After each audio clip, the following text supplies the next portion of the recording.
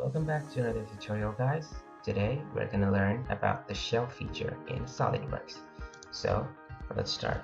Control N, hit the part file. Let's go. Let's take a plane. Let's go for top plane, sketch, and let's just make a cylinder, right? So this is our circle. We give it some dimension. Let's say 50 millimeters, right?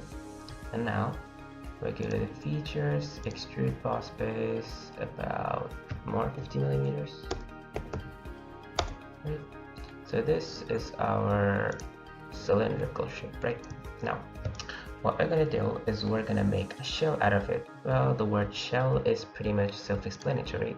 We hit this icon called the shell feature and we have to select a specific surface, right? We click on this surface and this is the face. You can see this face or this face, right? And we're gonna hit a number. Let's say, how do you want the wall thickness to be? Well, I want it to be 5 millimeters, right? Now if we click OK, you're gonna see it's gonna make a beautiful shell. It's gonna have around 5 millimeters of space on every single side. You cannot see it from I think this is how you see it, right? You go to this drop down, this drop down, and when you click this one, you can see the inner part of your body, of your design. So this is how you use this shell feature in SolidWorks, and I'll see you in the next video.